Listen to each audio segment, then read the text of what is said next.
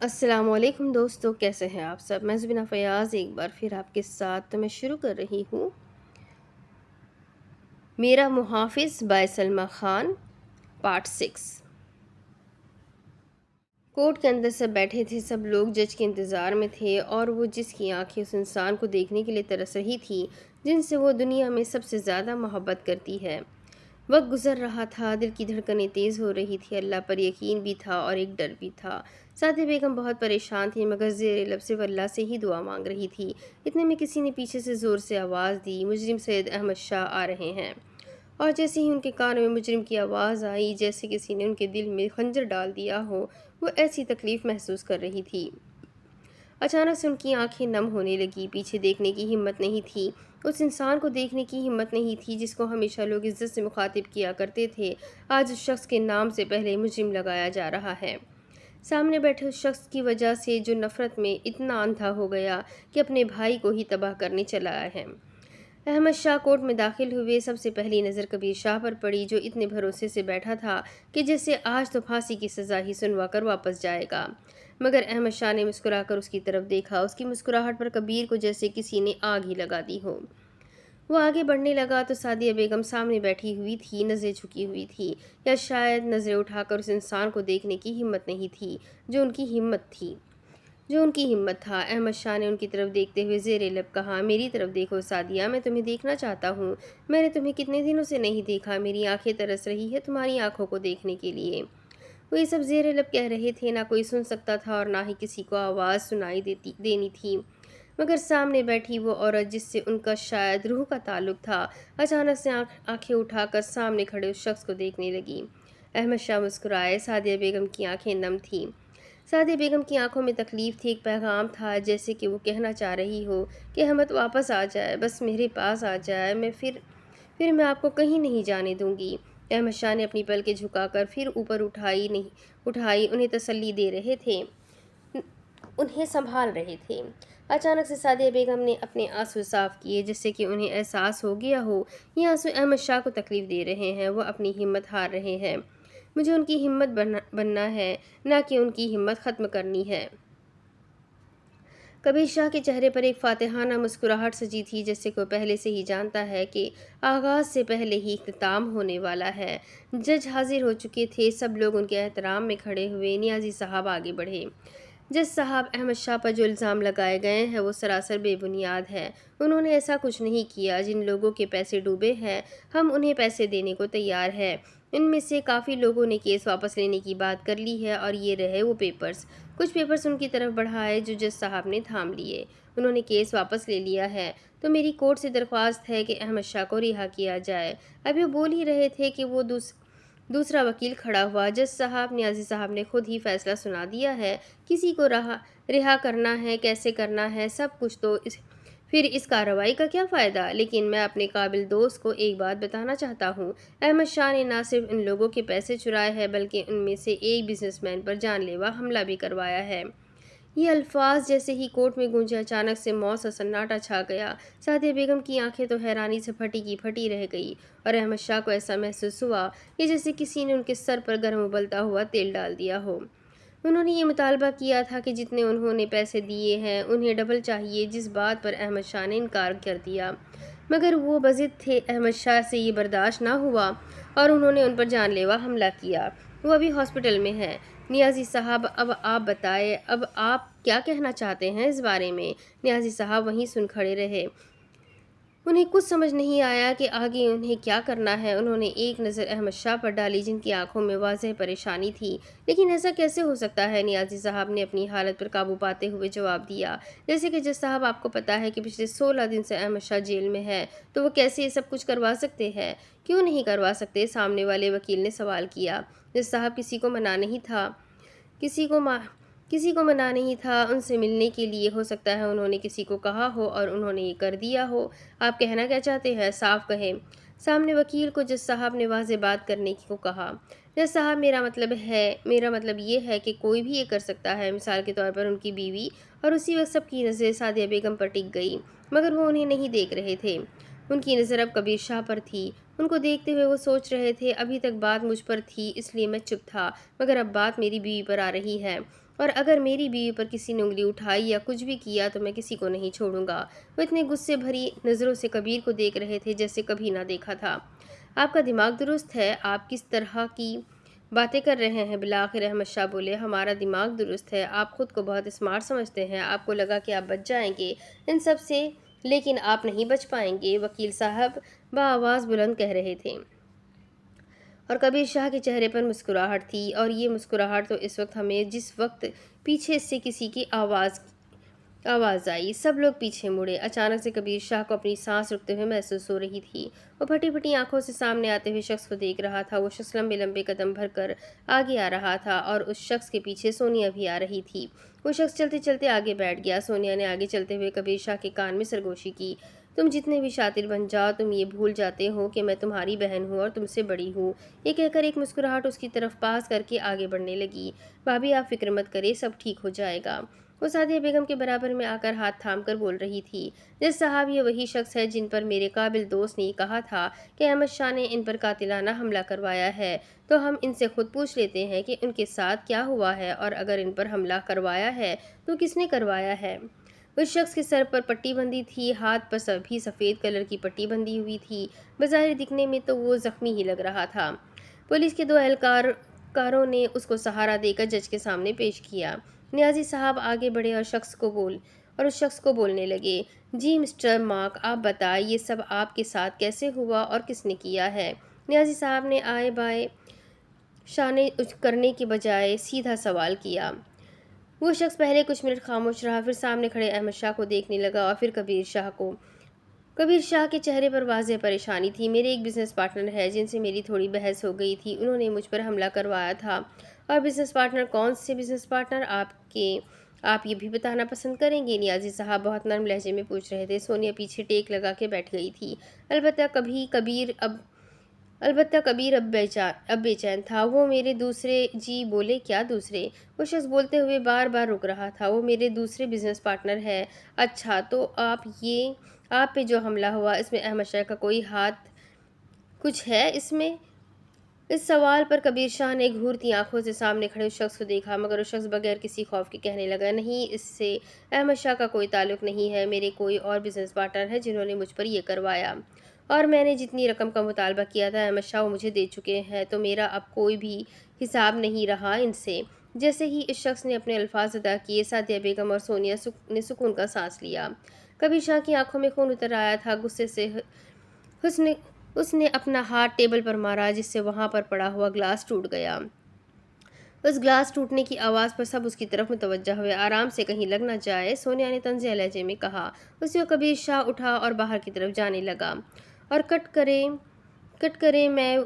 کٹہرے میں وہ کھڑا شخص باہر جاتے اس شخص کو دیکھ رہا تھا جو بھلے ہی اس کا سوتیلا بھائی ہو، مگر سگوں سے بڑھ کر محبت کی تھی اس نے۔ کیس پورا ہو چکا تھا، احمد شاہ کو بری کر دیا گیا تھا، وہ گھر جا سکتے تھے، مگر ان کے نام سے پہلے بہت سارے القابات جڑ چکے تھے، چور، فراڈ، لوگوں کے پیسے کھا گیا، مجرم، پتہ نہیں کون سے الفاظ ان کے ساتھ جڑ گئے تھے۔ ظاہری طور پر وہ ٹھیک تھے، مگر باطنی طور پر وہ تکلیف میں تھے، ان کا دل ٹوٹ چکا تھا، ان کو تکلیف ہو رہی تھی، جو تکلیف کوئی نہیں دیکھ سکتا تھا سوائے سعدیہ کے۔ باہر کی طرف وہ سب لوگ آنے لگے۔ سونیا نے بہت زور سے احمد شاہ کو گلے لگایا، مجھے آپ سے ہمیشہ یہی شکایت رہے گی کہ آپ نے اپنے برے وقت میں مجھے یاد نہیں کیا، مگر میں کیا کروں، میں تو بہن ہوں، میں تو آ گئی نا۔ احمد شاہ نے اس بات کا جواب نہیں دیا، صرف مسکراتے رہے۔ سعدیہ آگے بڑھی اور احمد شاہ کے گلے لگی، احمد آپ ٹھیک ہے نا؟ ان کا پہلا سوال یہی تھا۔ انہوں نے ہاں میں سر ہلایا اور آگے کی طرف چلنے لگے۔ زندگی نے جو تکلیف انہیں پہنچائی تھی وہ تکلیف کوئی نہیں ختم کر سکتا تھا۔ چلو بھائی، بہت بھوک لگی ہے، فاطمہ خالہ نے زور سے کہا۔ ہاں بھوک تو لگی ہے، سعدیہ بیگم بھی بولنے لگی۔ پریشا اور برہان وہیں کھڑے ان لوگوں کو دیکھ رہے تھے۔ سعدیہ بیگم کچن کی طرف جانے لگی تو پریشا بھی ان کے پیچھے جانے ہی لگی تھی کہ فاطمہ خالہ نے اس کا ہاتھ پکڑ کے اسے اپنی طرف کیا۔ ارے کہاں چلی لڑکی، نئی نویلی دلہن کام نہیں کرتی، تم تو ہو بھی بہت پیاری نازک سی، چھوڑو ابھی اپنی ساس کو کرنے دو۔ پتہ ہے جب میں بہو بنی تھی جان بوجھ کر 1 ماہ تک تو خود کو نئی نویلی دلہن ہی کہلواتی رہی تاکہ کام سے بچنا پڑے، اور خود ہی اپنی بات پر ہنسنے لگی۔ پریشا بھی زبردستی اس بات پر مسکرائی، اور برہان جو کہ خالہ کی باتوں کا عادی تھا وہیں ڈائننگ ٹیبل پر بیٹھ کر ان کی باتیں سنتا رہا۔ ویسے یہ تمہیں ملی کہاں سے؟ وہ برہان سے سوال کر رہی تھی اور اس سوال پہ برہان نے چونک کر ان کی طرف دیکھا۔ ابھی برہان جواب دینے ہی لگا تھا کہ دروازے سے کوئی شخص بہت خوشگوار موڈ میں ہونٹوں پر گانے گنگناتے ہوئے آ رہا تھا۔ جیسے ہی اس کی نظر سامنے بیٹھی فاطمہ خالہ پر پڑی، الٹے پاؤں واپس ہی جانے لگا تھا کہ فاطمہ خالہ نے آواز دے کر روک دیا۔ ارے آؤ سجاد، کہاں جا رہے ہو؟ آؤ بھائی، بیٹھو، ناشتہ کر لو۔ اور وہ جو ان کو دیکھ کر باہر کی طرف جانے لگا، چھوٹے چھوٹے قدم بھر کر ان کی طرف آنے لگا۔ وہ ناشتہ کرنے ہی یہاں پر آیا تھا، مگر سامنے بیٹھی اس عورت کو دیکھ کر اچانک سے اس کی بھوک مر گئی تھی۔ یا اللہ، میں تیرا نازک بندہ ہوں، تو اس عورت سے میری حفاظت فرما۔ غلطی ہو گئی، میں یہاں ناشتہ کرنے آ گیا۔ صحیح امی کہہ رہی تھی کہ کر کے جاؤ، مجھے ہی شوق چڑھا تھا اس نے دولہے کے ساتھ ناشتہ کرنے کا۔ یہ عورت تو طعنے دے کر ہی مار ڈالے گی مجھے۔ وہ دل میں دعائیں مانگتے ہوئے برہان کے برابر میں آ کے بیٹھ گیا تھا۔ ہاں بھائی، کیسے ہو تم؟ وہ اس کی طرف بیٹھ کر کہنے لگا۔ میں بالکل ٹھیک ہوں، مگر تم ٹھیک نہیں لگ رہے، برہان نے شرارتی انداز میں سجاد کو جواب دیا۔ سامنے جو عورت بیٹھی ہوئی ہے ان کے ہوتے ہوئے کیا میں ٹھیک ہو سکتا ہوں؟ ہائے کتنی پیاری ہو تم، صدقے جاؤں میں تمہارے۔ خالہ کو پریشے بہت پسند آئی تھی۔ ویسے میرے بھائی ایک بات تو ہے، سجاد نے برہان کو مخاطب کیا، ہمارے یہاں صدقے کو غریبوں میں بانٹ دیتے ہیں نا؟ برہان نے ہاں میں سر ہلایا۔ ابھی خالہ نے بھابھی کے سامنے کہا کہ میں صدقے چلی جاؤں۔ چلو بھائی، اس کو اٹھا کر ان لوگوں کو دے کر آتے ہیں جو صدقے کی چیزیں لے لیتے ہیں۔ ویسے بھی کہتے ہیں صدقہ زیادہ دیر گھر میں نہیں رکھنا چاہیے، گناہ ہوتا ہے۔ اور اس کی اس بات پر برہان نے ایک زوردار تھپڑ اس کے سر پہ مارا۔ پاگل ہو گئے ہو کیا؟ مجھے کیوں مار رہے ہو؟ چپ کر کے بیٹھو۔ ویسے خالہ ایک بات بتائے، محلے میں کیا چل رہا ہے آج کل؟ سجاد فاطمہ خالہ سے پوچھ رہا تھا۔ مجھے کیا پتا، میں کوئی تمہیں باتیں ادھر سے ادھر کرنے والی لگتی ہوں، انہوں نے منہ بنا کر جواب دیا، اور سجاد ان کی اس بات پر دانت پیستا رہ گیا۔ چلے یہ لے، میں چائے لاتی ہوں۔ سعدیہ بیگم پراٹھے، روٹی، سالن اور حلوہ پوری ٹیبل پر رکھ چکی تھی۔ وہ چائے لینے کے لیے اندر گئی۔ ہائے ماشاء اللہ، آج تو پیٹ بھر کر کھانے کو ملے گا، سجاد نے ٹیبل پر رکھے ہوئے کھانے کی چیزوں کو دیکھ کر کہا۔ لیکن پہلے دلہا دلہن کھائیں گے، سب لوگ یہ بات یاد رکھے، خالہ نے بتایا۔ اور سجاد گہری نظروں سے ان کی طرف دیکھنے لگا، جیسے کہ ان کو آنکھوں ہی آنکھوں میں کہہ رہا ہو، سیدھا میرا نام ہی لے لیتی، یہ انڈائریکٹ کہنے کی کیا ضرورت تھی؟ سجاد کی جیسے مسکراہٹ تھوڑی کم ہوئی۔ سعدیہ بیگم چائے لے کے آ چکی تھی۔ چلے بسم اللہ کریں۔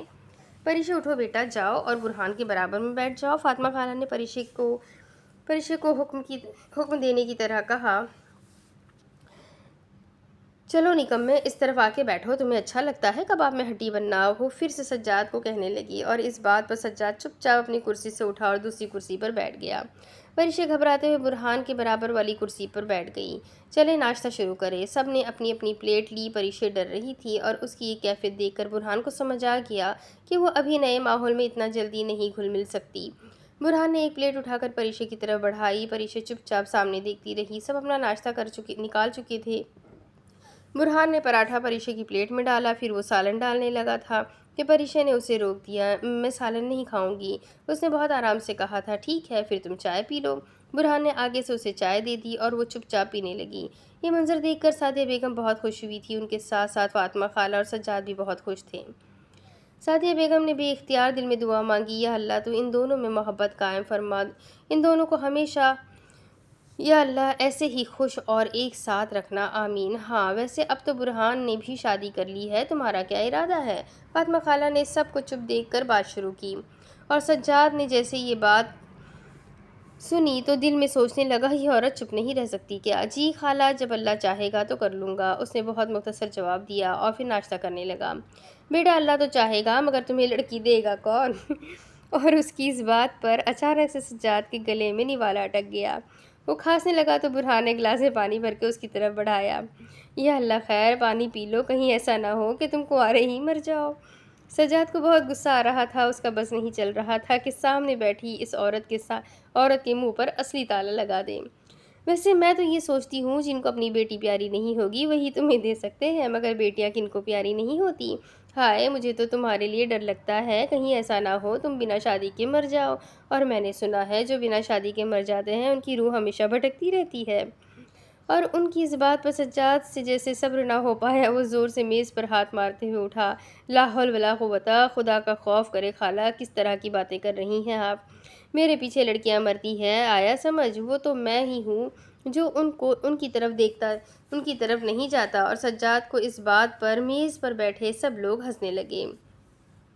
सब लोगوں کے ہنسنے پر سجاد ایک دم حیران ہوا، لیکن اصلی حیرانی تو اسے تب ہوئی جب سامنے بیٹھی وہ لڑکی جسے اس نے کبھی بات کرتے ہوئے نہیں دیکھا وہ بھی مسکرا رہی تھی۔ ہاں پھر تو اندھی ہوں گی بیچاری، ویسے یہ محلے کے بعد ایک ہسپتال آنکھوں والی کھلی ہے، میں نے سنا ہے فری میں علاج کرتے ہیں، ان سب لڑکیوں کو یہاں لے کے آؤ، بیچاریوں کا علاج ہی کروا دوں گی میں، دعائیں دیں گی مجھے۔ سجاد سے صبر نہیں ہوا، وہ باہر کی طرف جانے لگا۔ ارے سجاد واپس آؤ، مذاق کر رہی ہے، برہان نے اسے جاتے دیکھ کر کہا۔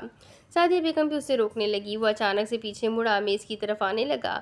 اس ناشتے کے لیے بہت بہت شکریہ آپ کا، وہ سعدیہ بیگم سے مخاطب تھا، لیکن میرا پیٹ بھر چکا ہے کسی کی باتوں سے۔ ویسے میری دعا ہے یہ کھانا کبھی نہ لگے اس کو جس نے میرا دل دکھایا ہے۔ وہ غصے سے بولتے ہوئے میز کی طرف بڑھا اور پلیٹ میں پڑا ہوا آدھا پراٹھا رول کی طرح بنایا اور کھاتے ہوئے باہر کی طرف جانے لگا۔ توبہ ہے اس لڑکے کا غصے میں بھی کھانے کو نہیں چھوڑا، وہ لے کے گیا ہے، خالہ نے جل کر بولا۔ اچھا ویسے کیا تم لوگ کہیں جاؤ گے نہیں؟ خالہ برہان اور پریشا سے بات کر رہی تھی۔ کہاں جانا ہے؟ برہان نے سوال کیا۔ کیا مطلب کہاں جانا ہے؟ اپنی بیوی کو لے کر کہیں نہیں جاؤ گے کیا؟ نئی نویلی دلہن ہے تمہاری؟ برہان یہ بات سن کر سعدیہ بیگم کی طرف دیکھنے لگا۔ سعدیہ بیگم نے پلکیں اٹھا کے نیچے کی طرف جھکائی جیسے کہ اسے ہاں کہنے کا اشارہ کر رہی ہو۔ ابھی سوچا نہیں ہے، برہان نے مختصر سا جواب دیا۔ پریشا وہیں چپ چاپ بیٹھے ان کی باتیں سن رہی تھی۔ بیٹا شام کو تم پریشے کو لے کر باہر جاؤ، گھومو اور ذرا اس سے شہر گھماؤ۔ برہان کچھ دیر تک خاموش رہا، پھر جیسے اب بیزاری سے جواب دینے لگا۔ میری طبیعت کچھ ٹھیک نہیں ہے، اگر شام تک ٹھیک ہو گئی تو لے کے چلا جاؤں گا۔ وہ یہ کہہ کر وہ ہاتھ دھونے کے لیے بیسن کی طرف بڑھنے لگا اور پریشا وہیں کرسی پر بیٹھے سوچ میں پڑ گئی۔ شام ہونے کو آئی تھی، خالہ اپنے گھر چلی گئی تھی، سعدیہ بیگم اپنے کاموں میں مصروف تھی، وہ اپنے کمرے میں بیٹھی ہوئی تھی، اسے سمجھ نہیں آ رہا تھا کہ وہ کیا کرے۔ وہ جب تائی کے گھر پہ ہوتی تھی ہر وقت کام کر رہی ہوتی تھی، یا شاید دن کو کوئی ایسا لمحہ نہیں ہوتا تھا جس میں اس نے کام نہ کیا ہو، مگر یہاں پر اس کا الٹ تھا۔ وہ اپنی سوچوں میں گم تھی کہ دروازے پہ دستک ہوئی، وہ چونک کر سیدھی ہو کے بیٹھ گئی۔ یہ برہان کمرے میں داخل ہو رہا تھا، وہ جب بھی کمرے میں آتا تھا تو دروازے پہ دستک دے کر آتا تھا۔ پریشا کو دیکھ کر وہ رکا۔ تم تیار ہو جاؤ، ہمیں باہر جانا ہے۔ وہ اس کی اس بات پر حیران ہوئی تھی، ابھی تو یہ شخص نہ جانے کے بہانے بنا رہا تھا اور اچانک سے۔ لیکن آپ کی طبیعت؟ پریشا نے دھیمی آواز میں برہان سے پوچھا۔ میری طبیعت کو کیا ہوا ہے؟ میں تو بالکل ٹھیک ہوں، تم تیار ہو جاؤ، ہمیں جانا ہے۔ یہ کہہ کر وہ باہر کی طرف نکل گیا اور وہ اسے جاتے دیکھتی رہی۔ پریشا یہ چیز تو مان چکی تھی کہ وہ اس شخص کو سمجھ نہیں سکتی۔ پریشا کپڑے نکال کر تبدیل کرنے کے لیے واش روم میں چلی گئی۔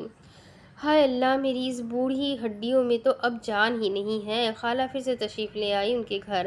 آ جائے خالہ، میں آپ کو کرسی پر بٹھا دیتا ہوں، برہان ان کی طرف آتے ہوئے بولا۔ جیتے رہو بیٹا۔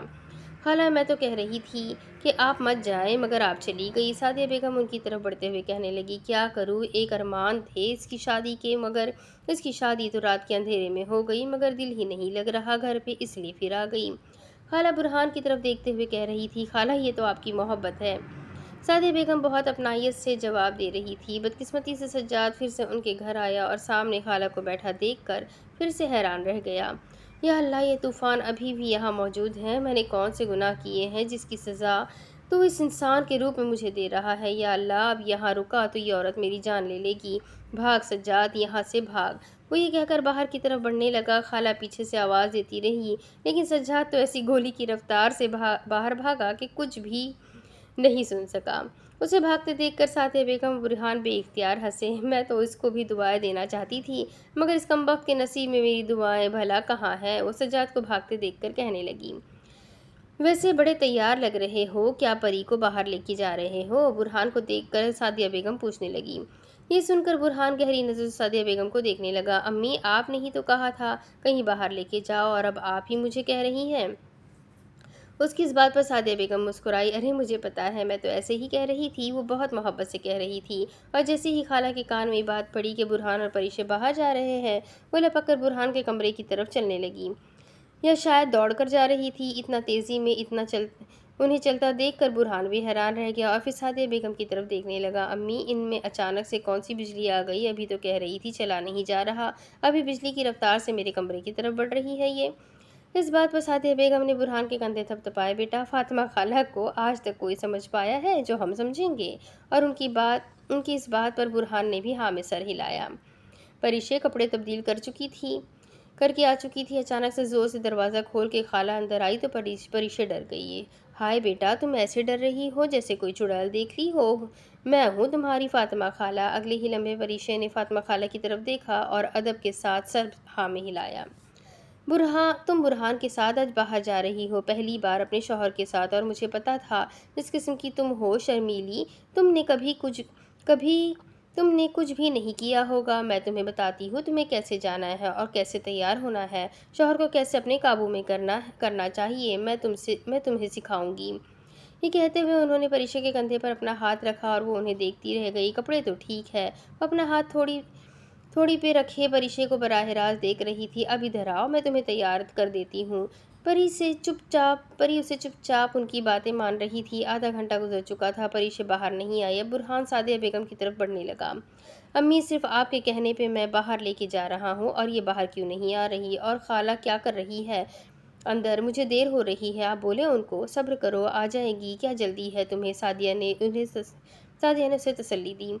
امی میری بات سنیں، اتنی دیر؟ وہ ابھی اپنی بات مکمل کرنے لگا تھا کہ اس کے کمرے کا دروازہ کھلا۔ لال کلر کا ٹخنوں سے نیچے آتا ہوا فراک، ڈارک ریڈ کلر کی لپسٹک، آنکھوں میں کاجل، کمر سے نیچے تک کھلے ہوئے بال، چھوٹے مگر خوبصورت ایئرنگز، ہاتھ میں بریسلیٹ اور کچھ دو انگوٹھیاں، کچھ پاؤں میں ہیل پہنے ہوئے، لیکن اتنی بڑی نہیں تھی۔ وہ سامنے ایک لال کلر کے کپڑوں میں پری لگ رہی تھی، یا شاید وہ پری تھی۔ اس کے الفاظ ٹوٹ گئے، وہ کچھ بولنے لگا تھا مگر الفاظ جیسے اس کے حلق میں ہی رہ گئے۔ وہ سامنے کھڑی اس لڑکی کو دیکھ رہا تھا جس میں وہ کھو چکا تھا۔ اسے ایسا محسوس ہو رہا تھا جیسے اس وقت اس صحن میں، اس گھر میں، سوائے اس کے اور اس لڑکی کے علاوہ کوئی بھی نہیں ہے۔ وہ اس کی آنکھوں کے سمندر میں ایسا ڈوبا کہ واپس آنا ممکن نہ تھا۔ وہ اس میں ایسا کھویا کہ اب ہوش میں آنا آسان نہ تھا۔ اس کی اس کیفیت کو کوئی بھی نہیں سمجھ پا رہا تھا۔ اس نے کبھی اتنی خوبصورت لڑکی نہیں دیکھی تھی، یا شاید اس نے کبھی لڑکیوں کو دیکھا ہی نہ تھا۔ اس کا یہ سحر تو تب ٹوٹا جب سعدیہ بیگم نے اس کے کندھے پر ہاتھ رکھ کے اس کو مخاطب کیا۔ کہاں کھو گئے ہو؟ وہ آ گئی ہے، پہلے تو بڑی جلدی مچی ہوئی تھی، اب جانا نہیں ہے کیا؟ ان کی اس بات پر برہان اس شہر سے واپس آیا، پریشا اس کے قریب کھڑی تھی۔ وہ کب وہاں سے اس کے قریب آئی، اسے یہ بھی احساس نہیں ہوا۔ جی وہ صرف یہی کہہ سکتا تھا کیونکہ اس کے الفاظ اس کے حلق میں رکے ہوئے تھے۔ وہ باہر کی طرف گاڑی کی چابی لے کے جانے لگا۔ سعدیہ بیگم نے بہت پیار سے پریشے کو اپنے قریب کیا اور اس کا ماتھا چوما۔ اللہ تمہیں ہمیشہ خوش رکھے، آباد رکھے۔ اس کے بعد فاطمہ خالہ نے پریشے کو گلے لگایا۔ میں نے تمہیں جو سمجھایا ہے ویسا ہی کرنا۔ اور پریشا آنکھیں نیچے کر کے ہاں میں سر ہلا کر باہر کی طرف جانے لگی۔ جب وہ باہر چلی گئی تو سعدیہ بیگم نے فاطمہ خالہ کی طرف دیکھتے ہوئے بولا، خالہ؟ کیا خالہ؟ ایک تو تم لائی بھی اللہ میاں کی گائے ہو جسے یہ بھی نہیں پتا کہ شوہر کے سامنے کیسے جایا جاتا ہے۔ تیاری کے نام پر صرف آنکھوں میں کاجل لگا کر سامنے کھڑی تھی۔ وہ تو چلو میں عقل مند ہوں جس نے میک اپ کر کے اچھے سے تیار کر کے اور سمجھا کر بھیجا ہے، اور مجھے زیادہ گھورنے کی ضرورت نہیں ہے۔ مجھے پتا ہے میں کیا کر رہی ہوں۔ ایک تو معصوم سی بہو لاتی ہو جسے کچھ بھی نہیں پتا، اوپر سے ہم پہ چڑھ رہی ہو۔ وہ شان کچھ اچکا کر باہر کی طرف جانے لگی۔ اب آپ کہاں جا رہی ہے؟ سعدیہ بیگم کہنے لگی تو پیچھے مڑی، کہیں نہیں جا رہی ہوں، واپس آ رہی ہوں میں، صبر کرو۔ اور ان کی اس بات پر سعدیہ بیگم دل سے مسکرائی۔ چاند چمک رہا تھا، تاروں نے پورا آسمان جگمگایا ہوا تھا، کالے آسمان پر ایک الگ سی روشنی چھائی ہوئی تھی، اور اس خوبصورت آسمان کے نیچے دو الگ انسان بیٹھے تھے، اور وہ اس کو ساحل سمندر پر لایا تھا۔ پریشا سارے سمندر کو ایسے دیکھ رہی تھی جس سے پہلی بار اس نے سمندر کو دیکھا ہو۔ وہ بہت خوش دکھ رہی تھی مگر بے چین بھی تھی۔ کیا بے چینی تھی؟ برہان جاننے سے قاصر تھا۔ اسے نہیں پتا تھا ساتھ بیٹھی لڑکی کس وجہ سے بے چین ہے۔ چہرے پر مسکراہٹ ہے مگر آنکھوں میں ایک نمی ہے۔ اسے سمجھ نہیں آ رہا تھا کہ یہ لڑکی کیا واقعی میں ایسی ہے جیسی خود کو دکھاتی ہے؟ ایسی کون سی تکلیفیں ہیں جو یہ لڑکی اپنی آنکھوں میں سمائے بیٹھی ہے؟ برہان کو خود پہ بھی حیرت ہو رہی تھی کہ وہ اس لڑکی کی پرواہ کیوں کرتا ہے۔ ہاں، اس کو پرواہ تھی، اس لڑکی کی پرواہ تھی، وہ لڑکی جو پہلے اسے ناپسند تھی، پھر حادثاتی طور پر اس کی بیوی بن گئی۔ آج اس لڑکی کے ساتھ اس کا پہلا دن تھا، مگر ایسا نہیں لگ رہا تھا کہ وہ لڑکی سے پہلی بار مل رہا ہے۔ جب وہ اس لڑکی کے چہرے میں دیکھتا تھا تب اسے احساس ہوتا تھا کہ شاید ان کا پہلے سے تعلق ہے۔ وہ ایسا نہیں تھا، اسے کسی سے فرق نہیں پڑتا تھا۔ اس کی زندگی میں صرف 2-3 لوگ تھے جس سے برہان احمد کو فرق پڑتا تھا، باقی کوئی مرے یا جیے وہ سب کے لیے ایک ہی جیسا ساتھ رکھتا تھا، مگر نہ جانے اس لڑکی کو تکلیف میں نہیں دیکھ پا رہا تھا۔ برہان کے اندر ایک جنگ چل رہی تھی، وہ جنگ جس سے اسے خود لڑنا تھا اور فتح حاصل کرنی تھی۔ کافی دیر تک برہان اس کو دیکھتا رہا، پھر بالآخر تنگ ہو کر پوچھنے لگا، تم تو ایسے دیکھ رہی ہو جیسے دنیا کا 8واں عجوبہ دیکھ لیا ہو۔ اور وہ اچانک سے برہان کی طرف دیکھنے لگی۔ میں بہت سالوں پہلے ایک بار فائزہ آپی کے ساتھ آئی تھی یہاں پہ، مجھے پانی سے بہت ڈر لگتا ہے، مگر پھر بھی بہت خواہش تھی کہ تھوڑا اندر تک جاؤں، مگر تائی امی نے منع کر دیا۔ اچانک سے بولتے ہوئے اس کا منہ اتر گیا اور برہان اپنے برابر بیٹھی اس لڑکی کو دیکھ رہا تھا جو اس طرح سے بول رہی تھی کہ جیسے کوئی 8-9 سال کا بچہ بولتا ہے۔ میں باہر زیادہ نہیں نکلتی، مجھے ڈر لگتا ہے لوگوں سے، اس لیے مجھے باہر نہیں لے کے جاتے تھے۔ تائی امی، ماہم، اسامہ سب لوگ عید کو گھومنے جاتے تھے، لیکن مجھے نہیں لے کے جاتے تھے کیونکہ مجھے ڈر لگتا ہے لوگوں سے۔ اچھا، تمہیں لوگوں سے ڈر لگتا ہے؟ تم ایسا سمجھتی ہو؟ نہیں، تائی امی کہا کرتی ہے باہر جاؤ گی تو لوگ مجھے کھا جائیں گے، اسی لیے وہ مجھے گھر میں چھپا کے رکھتی ہے۔ اور اس کے اس بات پر برہان اپنی ہنسی ضبط کرنے لگا۔ میں نے انٹر کیا ہوا ہے، آگے پڑھنا چاہتی تھی، لیکن وہ آگے بولتے ہوئے رکی۔ لیکن کیا؟ برہان اس سے پوچھ رہا تھا۔ کچھ دیر خاموشی کے بعد وہ بولی، لڑکیوں کو اتنا نہیں پڑھنا چاہیے، اچھی بات نہیں ہوتی، اگر لڑکیاں زیادہ پڑھیں گی تو لڑکوں سے آگے نکل جائیں گی، اور تائی امی کہا کرتی ہے لڑکیوں کو ہمیشہ لڑکوں کے پیچھے رہنا چاہیے، اس لیے۔ برہان تو اس کو گہری نظروں سے دیکھنے لگا اور دل ہی دل میں سوچنے لگا، دنیا میں اتنے معصوم لوگ بھی ہوتے ہیں کیا؟ تمہیں آگے پڑھنے کا شوق ہے؟ ہاں، لیکن وہ آگے بولنے لگی تو برہان نے روک دیا۔ ہاں یا نہ جواب ہوتا ہے، اگر ہاں کہہ دیا ہے تو اس میں لیکن کو مت لاؤ۔ اور تمہاری تائی امی جو کہا کرتی ہے وہ غلط کہتی ہے، لڑکیاں کسی مقابلے میں لڑکوں سے کم نہیں ہوتی، بلکہ لڑکے اور لڑکیاں برابر ہوتے ہیں۔ کبھی بھی خود کو دوسروں سے کمتر مت سمجھنا، خود کو ہمیشہ بہتر سمجھنا، آیا سمجھ؟ اور پریشا گردن سامنے کی طرف کر کے گویا ناک سے مکھی ہٹا رہی ہو، اور برہان تو اس کو دیکھتے رہ گیا۔ ہاں تو تائی امی صحیح تو کہتی ہے، باہر کے لوگ برے ہوتے ہیں، جیسے کہ پریشا نے آج فیصلہ کر لیا ہو کہ اپنی تائی امی کے نام پر ایک بھی دھبا نہیں آنے دے گی۔ اچھا، باہر کے لوگ برے ہوتے ہیں، مگر باہر سے زیادہ اندر کے لوگ برے ہوتے ہیں جو آپ کے ساتھ رہتے ہیں، انہیں باہر کے زیادہ برے ہوتے ہیں، نہیں باہر کے زیادہ برے ہوتے ہیں جیسے کہ آپ۔ وہ آگے بولتے ہوئے اچانک سے چپ ہوئی اور برہان حیرانگی سے اس کی طرف دیکھنے لگا۔ کیا آپ؟ میں نے تو کچھ نہیں بولا، وہ بالکل معصوم بن گئی۔ نہیں، تم نے کہا آپ، کیا آپ میں برا ہوں؟ نہیں، میں نے نہیں بولا، وہ تو میرے منہ سے کچھ باتیں ایسے ہی نکل جاتی ہے۔ نہیں پریشا جی، حقیقت ہی انسان کے منہ سے نکلتی ہے، اور حقیقت یہ ہے کہ میں برا ہوں، ہاں نا؟ میری بات تو میں بتاتی، کیا بتانا؟ کیا بتانا؟ ایک تو میں نے تمہاری مدد کی، اس دن بازار میں جو ہوا میں اس پہ شرمندہ ہوں۔ میں تو دوپٹہ تمہیں دینے آ رہا تھا، تم الٹا مجھ پر چڑھ گئی اور پوری بازار کے سامنے مجھے ذلیل کر دیا۔ میری جگہ کوئی اور ہوتا نا تو ایسا جواب دیتا کہ ساری زندگی یاد رکھتی، وہ تو میں شریف انسان چپ کر گیا۔ بولتے تو آپ تب نہ جب میں وہاں رکتی۔ وہ آگے جواب دینے لگی تو برہان حیران رہ گیا۔ کیا یہ وہی لڑکی ہے جو گھر میں گونگی بن کے پھر رہی تھی، صرف ہاں میں سر ہلاتی اور کچھ نہ بولتی؟ وہ ابھی تک یہ نہیں سمجھ پایا تھا کہ اس لڑکی میں کیا جادو ہے جو اچانک اس کے سامنے اس کی زبان آ جاتی ہے۔ تم کتنا بولتی ہو، لوگوں کے سامنے تمہاری زبان نہیں چلتی اور میرے سامنے؟ برہان اب سنجیدہ ہو کر بولنے لگا تو پریشا سامنے سے بول پڑی، اف اللہ، میں نے آپ کو گھر پہ بتایا تو تھا کہ آپ ہی نے مجھے۔ ہاں سن لیا میں نے، تمہاری آپ ہی نے بولا ہے کہ جو تمہارے اپنے ہوں ان کے سامنے بولا کرو، تم مجھے اپنا سمجھتی ہو اس لیے۔ وہ خود بولتے ہوئے ایک سیکنڈ کے لیے رکا۔ تم ان لوگوں کے سامنے بولتی ہو جنہیں تم اپنا سمجھتی ہو، جن پہ تم حق سمجھتی ہو۔ وہ پھر سے لفظ دہرانے لگا اور وہ کچھ دیر تک وہی سوچتا رہا کہ کیا یہ لڑکی اسے اپنا سمجھتی ہے؟ وہ مجھے اپنا سمجھتی ہے، مجھ پہ حق سمجھتی ہے۔ پریشا وہاں سے اٹھ چکی تھی، سامنے ایک اونٹ بیٹھا ہوا تھا، وہ اس کی طرف جانے لگی۔ برہان وہاں وہی باتیں سوچتا رہا۔ کچھ پل کے لیے وہ اس دنیا سے کسی اور دنیا میں چلا گیا تھا۔ کچھ یادیں، کچھ باتیں، کچھ احساسات، کچھ وعدے، کچھ لمحے، ایک عجیب سی کیفیت اس پر طاری ہونے لگی تھی۔ میں ایسا نہیں کر سکتا، میں کسی کا نہیں ہوں اور نہ میں کسی کو اپنا بنا سکتا ہوں۔ میں کسی کو اپنا کیسے بنا سکتا ہوں جب میں خود کبھی نہیں ہوں؟